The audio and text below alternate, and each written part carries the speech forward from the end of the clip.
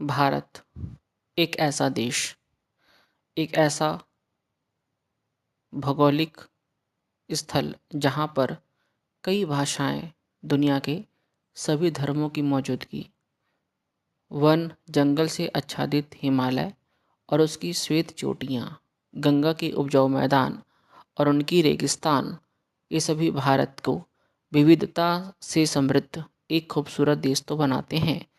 लेकिन कई बार यही विविधता राष्ट्रीयता पर आघात करने का हथियार बन जाती है।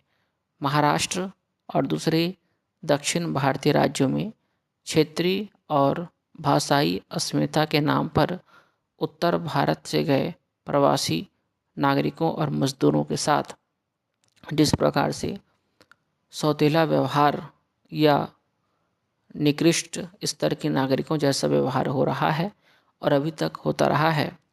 तथ्य यह है कि उत्तर प्रदेश, बिहार और बंगाल से गए प्रवासी मजदूरों ने मुंबई, बेंगलुरु, चेन्नई जैसे शहरों को अपने खून पसीने से सींचा है। यहाँ की अर्थव्यवस्था में योगदान देने से लेकर इन सभी की आर्थिक, सामाजिक, राजनीतिक, सांस्कृतिक को संवारने का काम भी इन्हीं उत्तर प्रदेश, बिहार और बंगाल से, झारखंड से जाने वाले मजदूरों ने ही किया है। इसके अलावा गरीब राज्यों में उपलब्ध खनिजों का इस्तेमाल करके ही महाराष्ट्र और दक्षिण भारत के राज्य तरक्की के ऊंचे पायदान पर हैं। आज राजनीति दल क्षेत्रीय और भाषाई अस्मिता को भार कर चुनावी लाभ हासिल करने का प्रयास तो कर रहे हैं, लेकिन वे भूल जाते हैं कि यदि उत्तर प्रदेश, बिहार और बंगाल के मजदूर नहीं होते तो आज भारत की स्थिति कैसी होती। इस प्रक्रिया में निशाना बन रहे हैं प्रवासी मजदूर और उत्तर भारतीय क्षेत्रीय और भाषाई अस्मिता के नाम पर दादागिरी, गुंडावाद की, उपनिवेशवाद की संस्कृति को बढ़ावा देने के चलन और उसके नतीजों की पड़ताल आज का एक अहम मुद्दा है। आज हम बात करेंगे क्या उत्तर प्रदेश, बिहार, बंगाल, झारखंड या अन्य राज्यों से मजदूरी करने वाले मजदूर बड़े बड़े शहरों मुंबई, बेंगलुरु, चेन्नई, हैदराबाद में जाकर भीड़ बढ़ाते हैं या फिर इन शहरों की, बड़ी बड़ी शहरों की चाक चौबंद में उनका भी योगदान रहा है। भारत का तेज आर्थिक विकास अक्सर महत्वपूर्ण क्षेत्रीय असंतुलन को जन्म देता है। विकसित राज्य उन्नत उद्योगों और सेवाओं के बल पर फलते फूलते हैं, पूंजी और प्रतिभा को आकर्षित करते हैं और पढ़े लिखे वर्ग और एकदम निर्धन वर्ग जो दिहाड़ी मजदूरी करते हैं 100 रुपये प्रतिदिन के हिसाब से, वे भी बड़े राज्य नगरों में जाते हैं। इतना बात तो सत्य है। पूंजी और प्रतिभा को आकर्षित करते हैं, वही श्रम और प्राकृतिक संसाधनों से समृद्ध कम विकसित राज्य अक्सर अपने योगदान से विकसित राज्यों को लाभान्वित होते देखते रहते हैं। बिहार, उत्तर प्रदेश और झारखंड जैसे राज्य महाराष्ट्र, गुजरात, तमिलनाडु और कर्नाटक जैसे आर्थिक रूप से उन्नत राज्यों के लिए प्रवासी श्रमिकों के प्राथमिक स्रोत हैं। अर्थात बिहारी मजदूर, यूपी वाले मजदूर, झारखंडी आदिवासी मजदूर, ये सभी मजदूर महाराष्ट्र जाते हैं, गुजरात जाते हैं, तमिलनाडु जाते हैं और कर्नाटक जैसे राज्य जाते हैं जहाँ पर ये आर्थिक रूप से उन्नत होते हैं। वे सभी राज्य जाते हैं और जहाँ पर अपनी मजदूरी करते हैं। इन क्षेत्रों से अनुमानित 2.2 करोड़ प्रवासी अपेक्षाकृत शहरी केंद्रों के लिए महत्वपूर्ण हैं, जो मुख्य रूप से निर्माण, बिल्डिंग, ठेकेदारी और सेवा क्षेत्रों में काम करते हैं। रेहड़ी मजदूरी करते हैं और फल सब्जी बेचते हैं, सड़क किनारे साफ सफाई करते हैं। तो यही मजदूर सब करते हैं। गरीब राज्यों से निकाले जाने वाले खनिजों का वैश्विक मूल्य। अब हम बात करेंगे कि खनिज संसाधनों से संपन्न लेकिन आर्थिक रूप से गरीब राज्य भारत की औद्योगिक आपूर्ति श्रृंखला के लिए महत्वपूर्ण है। 51% भारत के बक्साइट उत्पादन में ओडिशा का योगदान 2022-23 के आंकड़ों के अनुसार है। अर्थात भारत के बक्साइट में उत्पादन में ओडिशा का योगदान 2022 से 2023 के बीच 51% रहा है। और ये उत्पादन से बक्साइट से ओडिशा को प्रत्यक्ष रूप से लाभ नहीं होता है, कोई लाभ नहीं होता है, क्योंकि सारा का सारा बक्साइट अन्य राज्य ले जाते हैं, पूंजीपति ले जाते हैं। अब हम चलते हैं, देश के 26% कोयला उत्पादन में अकेला योगदान देता है झारखंड। देश के 16% लौह अयस्क की आपूर्ति करता है छत्तीसगढ़, देश के कुल लौह अयस्क में। अब होती है राजकोषीय योगदान और वैल्यू चेन में असमानता। ओडिशा 21,500 करोड़, झारखंड 9,200 करोड़, छत्तीसगढ़ 7,800 करोड़। 2.5 से 3.5 लाख करोड़ रुपए के संसाधन निकाले जा रहे हैं इन राज्यों से सालाना, लेकिन इन राज्यों को क्या मिलता है? शून्य।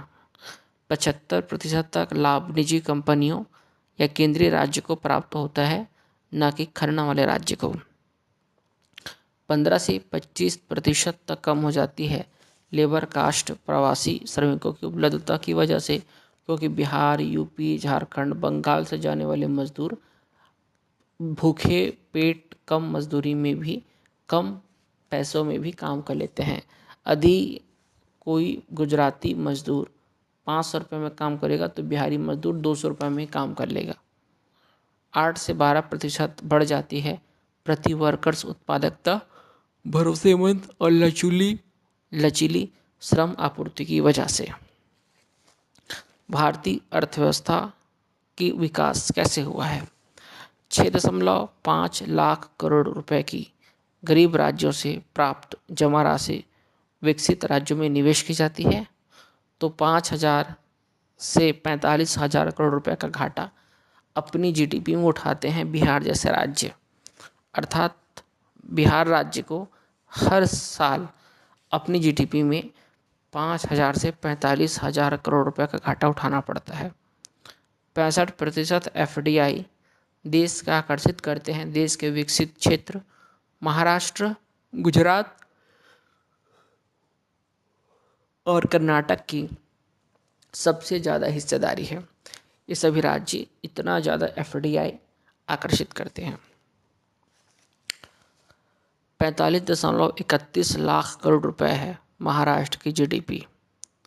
9 लाख करोड़ रुपए तक योगदान करते हैं प्रवासी श्रमिक राज्य की जीडीपी में। 15% तक मुंबई, पुणे जैसे शहरों में है प्रवासी श्रमिकों की हिस्सेदारी। 15 से 20% तक योगदान करते हैं प्रवासी श्रमिक कंस्ट्रक्शन और इनफॉर्मल सेक्टर में। ये मैं आपको केवल महाराष्ट्र की आंकड़े बता रहा हूँ। अब हम चलते हैं दक्षिण के राज्य की तरफ। तो 31 लाख करोड़ रुपए तमिलनाडु की जीडीपी है।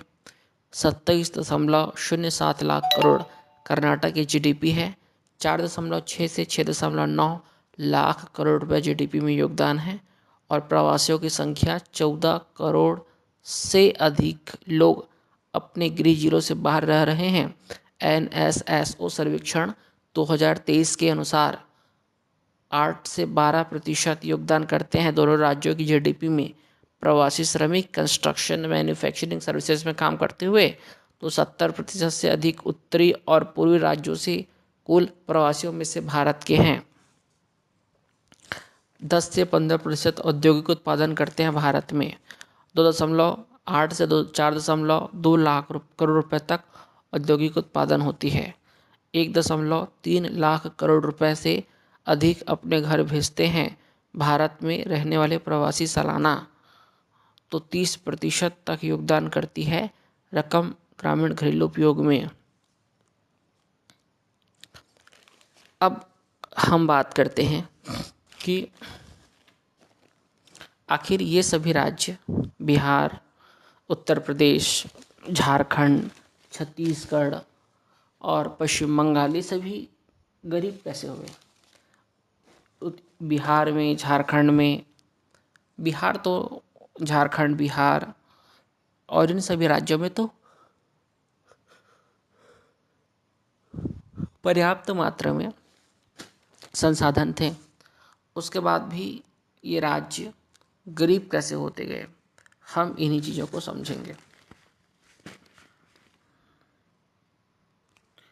भारत में सबसे बड़ी अर्थव्यवस्था माने जाने वाली महाराष्ट्र की और सबसे महत्वपूर्ण अर्थव्यवस्था भी कह सकते हैं, जिसमें दोनों ही पक्ष शामिल है, दोनों ही तथ्य शामिल है।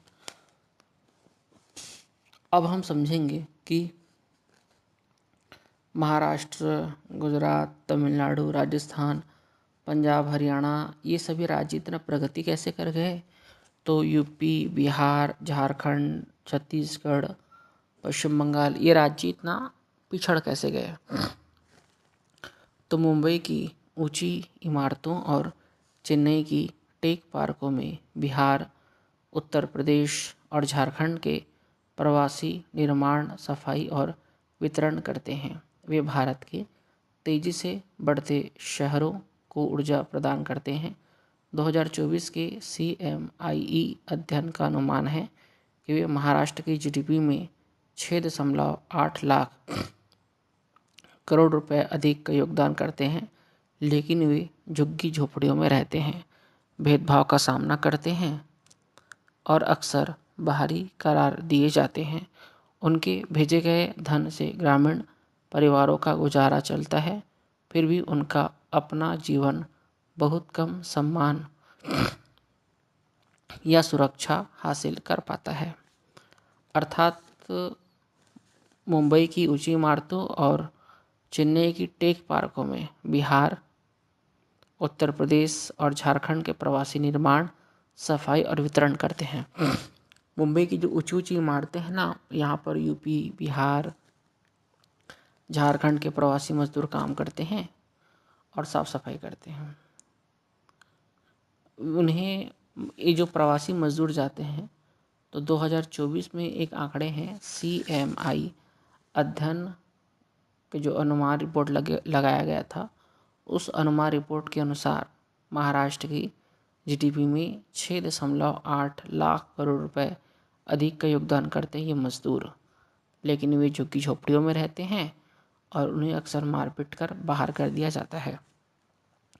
भारत के तेज आर्थिक विकास के बीच झारखंड जैसे कोयला शहर और बंगाल के बाढ़ के मैदान गरीबी में फंसे हुए हैं।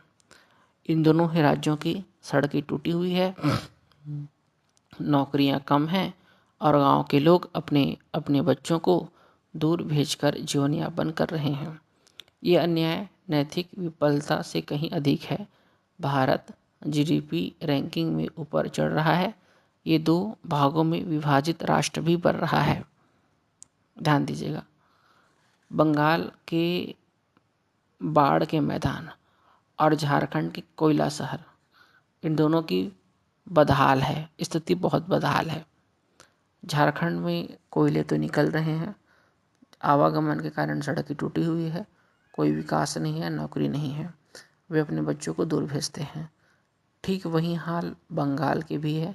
बंगाल में बाढ़ के मैदान हैं, मछली पकड़ते हैं, मछली बेचते हैं और सभी मछली बेचते हैं तो आगमन कंपटीशन बढ़ जाता है, रेट कम मिलता है, सही कीमत नहीं मिल पाता और ये गरीब होते हैं।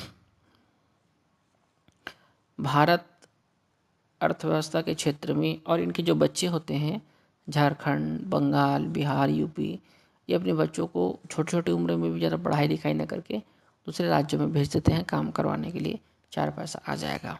तो भारत GDP रैंकिंग में ऊपर चढ़ रहा है, ये 2 भागों में विभाजित राष्ट्र भी बन रहा है।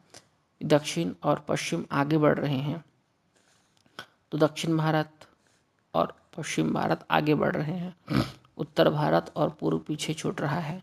साझा अवसर के बिना, अर्थात हमने भारत विकास तो कर रहा है, इसमें कोई दो मत की बात नहीं है। निश्चित रूप से जीडीपी की रैंकिंग ऊपर चढ़ रही है, जो किसी भी देश की आर्थिक विकास का एक महत्वपूर्ण पैमाना होता है। लेकिन भारत सही मायने में विकास कर रहा है क्या, ये हमको समझना है। भारत का जो उत्तर भारत है, ये उत्तर भारत पिछड़ रहा है, यूपी बिहार है, और पूर्व भारत भी लगातार पिछड़ रहा है। दक्षिण भारत में विकास हो रहा है और पश्चिम भारत आगे बढ़ रहा है। उत्तर भारत और पूर्व भारत पीछे छूट रहा है। साझा अवसर के बिना राष्ट्रीय समृद्धि का सपना अधूरा और अस्थिर रहेगा। 2025 में भी यही कहानी है कि 2025 में भी भारतीय अर्थव्यवस्था विरोधाभास की कहानी बनी रहेगी। अकेले महाराष्ट्र का देश की जीडीपी में लगभग 16% का योगदान है। इस बात को हर कोई जानता है और वास्तव में सही बात है। महाराष्ट्र में बैंक है, बॉलीवुड है, रंग रंग की फैक्ट्रियां हैं, इसलिए, और सबसे बड़ी बात मुंबई की बंदरगाह है, अंतर्राष्ट्रीय व्यापार होते हैं। रिजर्व बैंक ऑफ इंडिया की स्पेशल कारखाना ऑफिस है, वहाँ पर इंटरनेशनल व्यापार होता है, अंतर्राष्ट्रीय व्यापार होती है, माल यार्ड सब महाराष्ट्र में है। तो महाराष्ट्र का देश की जीडीपी में लगभग 16% का योगदान है। कर्नाटक और तमिलनाडु अरबों डॉलर का प्रत्यक्ष विदेशी निवेश आकर्षित करते हैं। कर्नाटक दक्षिण भारत का राज्य है, तमिलनाडु अरबों डॉलर का प्रत्यक्ष विदेशी निवेश आकर्षित करते हैं और सॉफ्टवेयर, ऑटोमोबाइल्स और इलेक्ट्रॉनिक्स क्षेत्र में अग्रणी। ये भी सही बात है। कर्नाटक, बेंगलोर, तमिलनाडु, चेन्नई अरबों डॉलर का प्रत्यक्ष विदेशी निवेश आकर्षित करते हैं और सॉफ्टवेयर, ऑटोमोबाइल और इलेक्ट्रॉनिक्स क्षेत्र में अग्रणी हैं। ठीक इसी प्रकार से ना बेंगलुरु, हैदराबाद और चेन्नई जैसे शहर उद्यम के वैश्विक केंद्र के रूप में फल फूल रहे हैं। लेकिन क्या लखनऊ, पटना या रांची, झारखंड, पश्चिम बंगाल, कोलकाता इतना व्यापार हो रहा है? नहीं हो रहा है। इसी बीच हम ना बिहार, पश्चिम बंगाल और झारखंड में प्रति व्यक्ति आय को देखें तो झारखंड में प्रति व्यक्ति आय बहुत कम है, बिहार में भी बहुत कम है, पश्चिम बंगाल में भी बहुत कम है। तो आखिर ये कम क्यों है? इसी भारत में कर्नाटक भी है, इसी भारत में तमिलनाडु भी है, इसी भारत में चेन्नई भी है, इसी भारत में बेंगलुरु भी है, इसी भारत में हैदराबाद भी है, इसी भारत में गुजरात भी है, इसी भारत में महाराष्ट्र भी है, इसी भारत में पंजाब भी है, इसी भारत में हरियाणा भी है। लेकिन क्यों बिहार पिछड़ा क्यों है? पश्चिम बंगाल पिछड़ा क्यों है? उत्तर प्रदेश पिछड़ा क्यों है? क्यों? अब उत्तर प्रदेश थोड़ा बहुत विकास हो रहा है योगी आदित्यनाथ जी के आने के बाद, लेकिन वास्तव में बहुत पिछड़ा हुआ है। इस बात को आप भी जानते हैं, हम भी जानते हैं। और बिहार की प्रति व्यक्ति आय लगभग 58,000 रुपये से भी कम है। 58,000 रुपये मुझे नहीं लगता कि कोई एक बिहारी कमा पाता होगा, मुश्किल से 10,000 रुपये नहीं कमा पाता होगा जो महाराष्ट्र के, और महाराष्ट्र में प्रति व्यक्ति आय 2,50,000 रुपये के आसपास है, सोचिए। और इससे ज़्यादा है, मैं आपको लिख के ले लीजिए, महाराष्ट्र के एक सामान्य व्यक्ति भी साल के 2,50,000 रुपये से ज़्यादा कमाता है। ऐसा नहीं कि इन राज्य के लोगों की क्षमता बहुत कम है। अब ये बात नहीं है कि बिहार, पश्चिम बंगाल के व्यक्ति लंगड़े, लूले, अपाहिज हैं, ऐसी बात नहीं है। और महाराष्ट्र के लोगों के पास 4 हाथे, स्पेशल दिमाग, ऐसा कुछ भी नहीं है। कि इन राज्यों के लोगों की क्षमता में बहुत अंतर है, ऐसा कोई बात नहीं है। ये अंतर दशकों से चले आ रहे असमान निवेश, बुनियादी ढांचे तक असमान पहुंच और पिछड़े क्षेत्रों में मजबूत संस्थानों का निर्माण न हो पाना है। अर्थात पैसा समान तरीके से नहीं लगाया जा रहा है। जो इन्वेस्टमेंट है वो महाराष्ट्र में अधिक है, बिहार में कम। बुनियादी ढांचा है महाराष्ट्र में अधिक है और तमिलनाडु में अधिक है, झारखंड में कम है, बिहार में कम है, यूपी में कम है। और पिछड़े क्षेत्रों में मजबूत है, संस्थानों का निर्माण ना हो पाना। ऐसी कोई संस्थान बनी ही नहीं है बिहार में जो पिछड़े वर्ग का उत्थान कर सके। पश्चिम बंगाल में भी ऐसा कोई जगह नहीं है, कोई संस्थान नहीं है जो पिछड़े वर्ग या पिछड़े क्षेत्रों को आगे बढ़ सके। पिछड़े वर्ग नहीं, पिछड़े क्षेत्र, जो क्षेत्र विकास में पिछड़ जाते हैं उनको, ऐसा कोई मजबूत संस्था वहाँ पर नहीं है। दक्षिण राज्यों को बंदरगाहों तक पहुँच, औद्योगिक नीति और मानव विकास के लिए जरूरी सुविधाओं में इन्वेस्टमेंट की शुरुआती लाभ मिला। सही बात है। उनकी शासन संरचनाएं अक्सर अधिक प्रभावी रही, ये बिंदु भी बिल्कुल सही बात है, जिससे विकास का एक अच्छा चक्र बना। समय के साथ सफलता ने अधिक पूंजी को आकर्षित किया। पैसा ही पैसा को आकर्षित करता है ना भाई। पूंजी ने बड़े पैमाने पर प्रतिभाओं को अपनी ओर खींचा और प्रतिभा ने सफलता को और मजबूत किया। तमिलनाडु, चेन्नई, हैदराबाद, है ना, केरला, तिरुवनंतपुरम, ये सभी राज्य ऐसे थे जो विकसित थे। हाँ, ये बात तो है कि विकसित है, इस बात को मानना पड़ेगा। केरल तो नहीं कहूँगा, लेकिन तमिलनाडु, तमिलनाडु है, बेंगलोर है, ये सभी विकसित राज्य हैं। समय के साथ सफलता ने अधिक पूंजी आकर्षित की।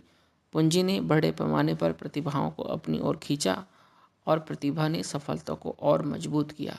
इसके विपरीत उत्तर और पूर्वी राज्य औद्योगिक लहर से चूक गए। नागालैंड, मणिपुर, मिजोरम, त्रिपुरा, मेघालय, सिक्किम, अरुणाचल में कोई औद्योगिक लहर नहीं चली, है ना। उत्तरी भारत में भी, यूपी, बिहार में, झारखंड में किसी भी प्रकार का कोई औद्योगिक पड़ाव नहीं मिला।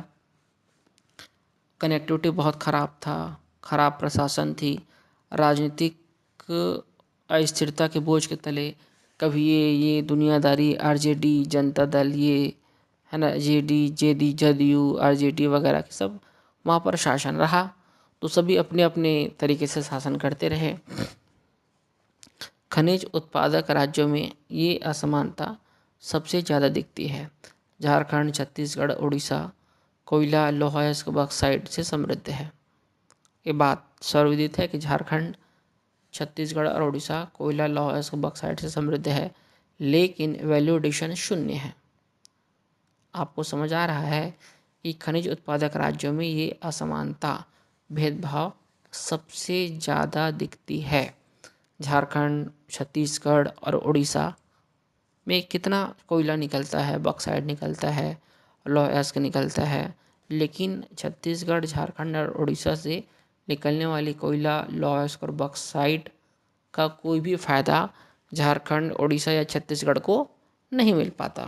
ये सत्य बात है। झारखंड, छत्तीसगढ़ और उड़ीसा का प्रॉफिट लेने के मामले में शून्य वैल्यू एडिशन है। पूरे भारत में खनिजों के एक समान मूल्य निर्धारण का अर्थ है कि गुजरात में एक इस्पात संयंत्र झारखंड में एक खदान के बगल वाले संयंत्र के समान ही कीमत चुकाता है। सबसे बड़ी दिक्कत क्या है पता है कि एक गुजरात के जो फैक्ट्री है, उस फैक्ट्री को जो कोयला मिलता है, वो कोयला उसी दाम पर मिलता है जो कोयला झारखंड के बगल वाले राज्य को मिलता है। तो गुजरात का कोई भी इंडस्ट्री उद्योगपति गुजरात को छोड़कर जहाँ पर बराबर मिल रहा है, झारखंड, बिहार या उड़ीसा, छत्तीसगढ़ में क्यों इंडस्ट्री लगाएगा। स्थान का आर्थिक लाभ शून्य हो जाता है। ये राज्य पर्यावरणीय क्षरण, पर्यावरण बहुत प्रदूषित होती है। कोयला खनन, बॉक्साइट से राजनीतिक अस्थिरता से पीड़ित है केवल, लेकिन खनिजों के दोहन से पैदा होने वाली राशि बाहर चली जाती है। ये सही बात है। पूरे भारत में खनिजों के एक समान मूल्य निर्धारण का अर्थ है कि गुजरात में एक इस्पात संयंत्र झारखंड में एक खदान के बगल वाले संयंत्र के समान ही कीमत चुकाता है। सही बात है, ये बिल्कुल सटीक विचारधारा है। स्थान का आर्थिक लाभ शून्य हो जाता है। ये राज्य की पर्यावरणीय क्षरण, विस्थापन और राजनीतिक अस्थिरता से पीड़ित है। बहुत सही एकदम फैक्ट है ये। लेकिन खनिजों के दोहन से पैदा होने वाली राशि, अच्छा, छत्तीसगढ़, झारखंड और उड़ीसा में जो लौह, कोयला और बॉक्साइट प्राप्त होती है। इसकी जो कीमत होती है, इसका जो वास्तविक जो लाभ होता है, ये इस लाभ को झारखंड, छत्तीसगढ़ या फिर उड़ीसा को नहीं मिलता, ये राज्य के बाहर चले जाते हैं। वहीं पूर्वोत्तर के असम के तेल और गैस क्षेत्र भारत के विकास को तो बढ़ावा देते हैं, फिर भी राज्य में राजकोषीय लाभ का बहुत कम हिस्सा रहता है। असम राज्य से जो तेल और गैस निकलता है, उससे पूरे भारत का विकास होता है, लेकिन असम का विकास नहीं होता, क्योंकि असम की धरती से निकलने वाले तेल और गैस से जो पैसा प्राप्त होता है, जो पैसा प्राप्त होता है, वो असम को पूरी तरह प्राप्त नहीं हो पाता। उसमें अलग केंद्र राज्य का विवाद चलता है। अधिकांश कॉरपोरेट मुख्यालय मुंबई, चेन्नई या दिल्ली में स्थित है। इसका परिणाम ये हुआ कि कर राजस्व शहरों में प्रवाहित होता है, न कि उत्पादक क्षेत्रों में। अकेले मुंबई में इस वर्ष भारत के कॉरपोरेट कर राजस्व का 32% से अधिक होने की उम्मीद है। ये बात सत्य है। इससे ये जाना जा सकता है कि आर्थिक शक्ति केवल महानगरों में क्यों पनपती है, क्यों विकसित होती है। वित्तीय प्रवाह इस असंतुलन को और मजबूत करती है। बिहार पिछड़ा राज्य, उत्तर प्रदेश में जुटाई गई बचत का निवेश नियमित रूप से दक्षिण भारत और पश्चिम भारत में तो किया जाता है। स्थानीय व्यवसायों को ऋण प्राप्त करने में कठिनाई होती है, जबकि उनकी जमा राशि अन्यत्र विकास को वित्त पोषित करती है। पूंजी का ये शांत पुनर्वितरण स्थानीय उद्यमों को अवरुद्ध करता है और प्रवास पर निर्भरता को बढ़ाता है। दक्षिण और पश्चिम में देखिए बचत का नियम उत्तर प्रदेश में जुटाई गई, देखिए बिहार और उत्तर प्रदेश में जुटाई गई बजट का निवेश नियमित रूप से दक्षिण भारत और पश्चिम भारत में किया जाता है। पैसा को दक्षिण भारत, पश्चिम भारत में दिया जाता है। स्थानीय व्यवसायों को ऋण प्राप्त करने में कठिनाइयाँ होती है, और जो यूपी और बिहार के जो आदमी होते हैं, जनता होती है, अब उसे किसी भी प्रकार की बिजनेस करने के लिए या किसी भी प्रकार का व्यापार करने के लिए पैसा तो चाहिए, लेकिन वे पैसे उनको नहीं मिल पाते, क्योंकि वे पैसे दक्षिण भारत और पश्चिम भारत में चला जाता है। तो पूंजी और उनकी जमा राशि अन्यत्र विकास को वित्त पोषित करती है। बिहार और उत्तर प्रदेश के जो पैसे हैं, उन पैसों से दक्षिण भारत, पश्चिम भारत का विकास होता है। भारत को इस बढ़ते हुए विभाजन को पाटने के लिए तत्काल कार्रवाई करनी चाहिए। एकीकृत अर्थव्यवस्था का मार्ग राजकोषीय पुनर्विचार और संरचनात्मक परिवर्तन दोनों में निहित है। भारत की जो अर्थव्यवस्था है, एकीकृत अर्थव्यवस्था है। एकीकृत अर्थव्यवस्था के कुछ तथ्यों पर तथ्यात्मक विचार करना चाहिए कि क्या एकीकृत अर्थव्यवस्था से समग्र भारत का विकास हो रहा है या सिर्फ किसी क्षेत्र विशेष का विकास हो रहा है। तो राजकोषीय पुनर्विचार, राजकोषीय नीतियाँ, कोई अयस्क संसाधनों के ऊपर भी नीतियाँ होनी चाहिए। सबसे पहले खनिज संसाधनों से संपन्न राज्यों को उनके द्वारा उत्पन्न धन का एक बड़ा हिस्सा उन्हें अपने पास रखने का अधिकार दिया जाना चाहिए। स्थानीय रूप से निकाले गए खनिजों के लिए अलग अलग मूल्य निर्धारण स्थानीय औद्योगिकीकरण को प्रोत्साहित करेगा। भारत के भीतर उपयोग किए जाने वाले खनिजों पर शुल्क लगाने की बुनियादी ढांचे, स्वास्थ्य और शिक्षा के वित्त पोषण में मदद मिल सकती है। राज्य गैर नवीकरणीय संसाधनों को दीर्घकालिक परिसंपत्तियों में बदलने के लिए नॉर्वे के तेल संपदा कोष की तरह सॉवरेन मिनरल फंड बना सकती है। अब नॉर्वे एक देश है, उसमें तेल संपदा कोष बना है, उसी प्रकार सॉवरेन मिनरल फंड बनाया जा सकता है। दूसरा, केंद्र सरकार से राजकोषीय हस्तांतरण प्रशासनिक क्षमता से जुड़ा नहीं होना चाहिए। वर्तमान में जो राज्य अधिक कुशलता से खर्च करते हैं, उन्हें अधिक धन मिलता है। इससे कमजोर क्षमता वाले गरीब राज्यों को दंडित किया जाता है। तीसरा महत्वपूर्ण विचार है कि भारत को अपने आंतरिक प्रवासी कार्यबल को औपचारिक बनाना होगा। स्वास्थ्य सेवा पेंशन, राशन जैसे लाभों की पूर्ण पोर्टेबिलिटी भी अत्यंत आवश्यक है। एक राष्ट्र राशन कार्ड योजना स्वाभाविक और पूरी तरह से डिजिटल होनी चाहिए। निवेश के लिए मेजबान राज्य के उद्योगों से अधिक वित्त पोषण के साथ प्रवासी योगदान कोष स्थापित किया जा सकता है, तभी भारत का आर्थिक विकास होगा। पश्चिम भारत दक्षिण भारत का विकास तो हो रहा है, हो चुका है और हो भी रहा है, लेकिन यूपी, बिहार, झारखंड, छत्तीसगढ़, उड़ीसा, पश्चिम बंगाल जैसे इन राज्यों का विकास नहीं हो रहा है।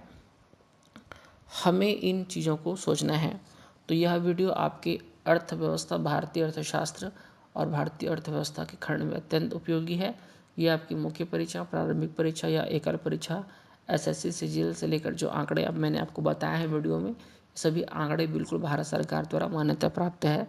आप इसका उपयोग एसएससी सीजीएल भारत की किसी परीक्षा में कर सकते हैं। तो मिलते हैं एक नए एपिसोड, एक नई कहानी के साथ। तब तक से हमें आज्ञा दीजिए। अलविदा। धन्यवाद।